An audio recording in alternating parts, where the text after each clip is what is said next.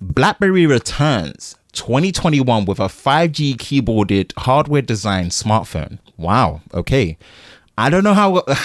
Man, I remember back in the days when you wouldn't even ask a chick for their number. You would ask for their BBM. Like when they tried to give you a number, it's like, what am I going to be doing with your number? I want your BlackBerry. I want your BBM pin. I don't want your number. Like, damn. Like, what am I going to do with your number? Text you? Call you? Like, you think I want to do that? Nah, we've got instant messaging now. Like, give me your BBM pin. I don't want your number to call you. I don't want your number to text you. So, shout out to BlackBerry, man, the original instigators and the originators of the mobile phone instant messaging system with BBM Messenger. So, someone wants to bring them back. I don't know what that means. I don't know how that's going to work out. I don't know really what that's going to entail, but we will get into it. We will get into it and see.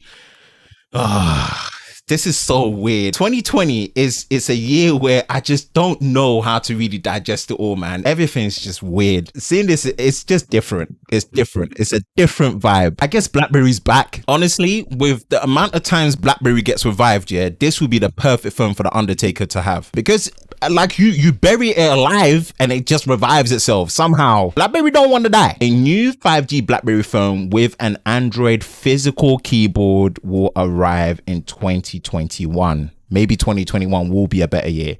And the title goes, "What is dead may never die." I love that. That sounds like a bootleg version of a James Bond film. What is dead may never die. Take out what is and just put "dead may never die," and it sounds like it's a James Bond film. I promise you that. So sponsored by BlackBerry. Wow. The once respected BlackBerry brand has been licensed yet again. Let's state that, yet again, by a company hoping to use a familiar name to make a dent in the competitive Android phone market. This time it's a new Texas startup named Onward Mobility that's taken the reins, promising to release a 5G BlackBerry device with Android and a physical QWERTY keyboard in 2021. My goodness, what have we got here? What have we got here, mate? Little else is known about the device, including the screen, internal specs, but Onward Mobility told the Register it would come with a completely new keyboard design that will reflect the brand values from a keyboard typing experience and input.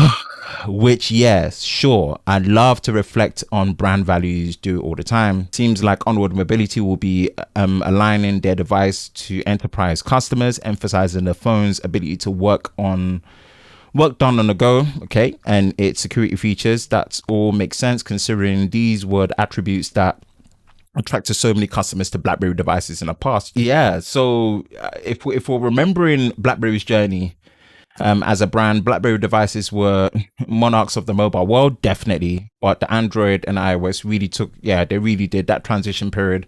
And reboots of sorts 2013 onward with a number of devices running BlackBerry 10. You know, we're talking about the BlackBerry Passport. Then 2015 switched to Android with Priv. Yes, its slide out keyboard. In 2016 it stopped making smartphones of its own, licensed through TCL lost rights to that brand, and Onward Mobility moved in and they lost rights to that brand as of the 31st of August this year. So it's going to be end of this month. Okay, cool.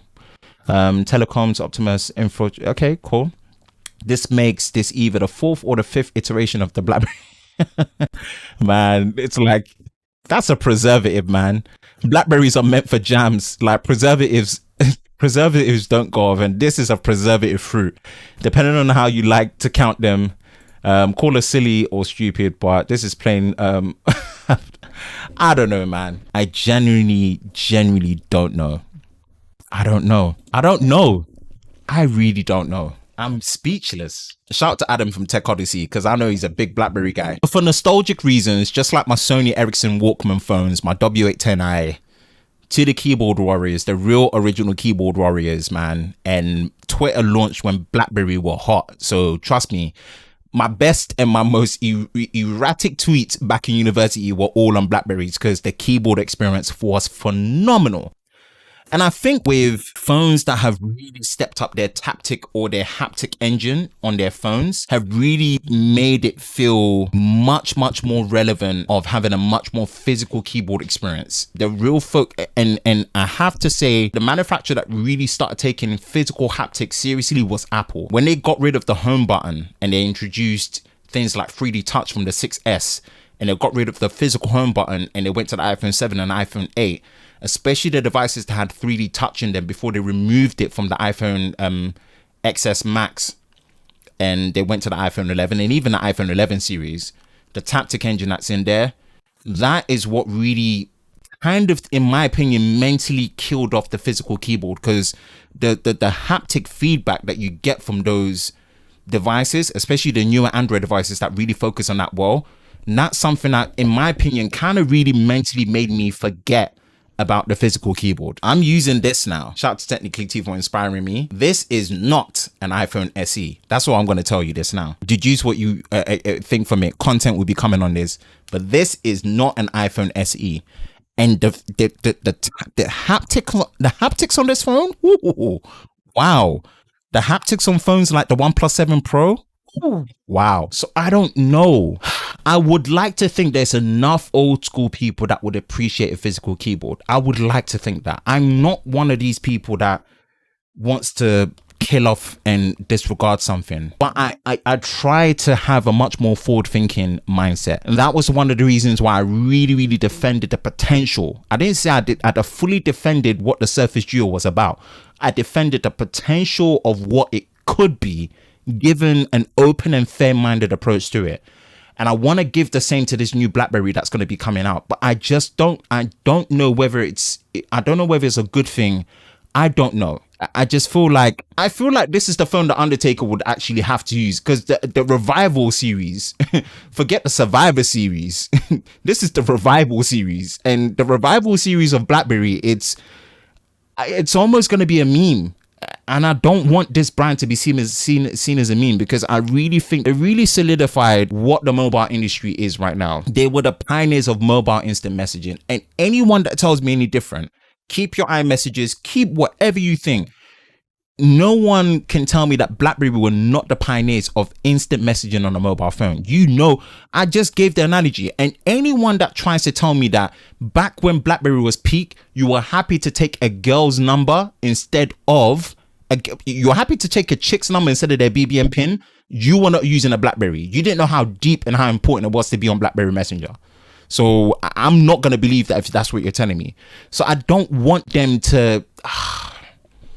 I'm not saying let the brand die in peace. I don't want to be that type, because I feel like there's space for everyone to... I think there's space for everyone to really bring forward what they can offer. And I just hope, all I'm saying, I hope this time it being revived, there's enough space for them to be sustainable, licensed or not, whether it's through someone else or not. That's all I want to say. That is all I want to say. I don't want to be the negative connotation person here. All I'm saying is I feel like the newer generation phones, and Apple really being the ones that pioneered it, have gotten so good with their haptic feedback that physical mental feel of a physical keyboard is so on point for an on-screen experience now that I don't know if we really need a physical keyboard again. That's me, you know, and I feel sad saying that, because by muscle memory, I know how awesome having a physical keyboard is. But I agree with Steve Jobs with that progression of having an all-screen experience and a keyboard that can appear and disappear, and now with amazing haptic feedbacks with bigger displays on these newer smartphones. I just don't know. I really don't know. So that's kind of my thoughts on it. Let's see what they're going to offer. Maybe it will be a Snapdragon 775, because obviously the 765 is what we have here for their kind of entry level or budget offering of a 5G system on a chip, and obviously the 865 and 865 Plus being the higher ones. Maybe it's going to be a Snapdragon 775 for next year. That's what they're going to use to bring into a 5G keyboarded Blackberry phone. Who knows, man? That's my thoughts on the revival and the comeback of the Blackberry series through this new Onward mobility company that's based in America.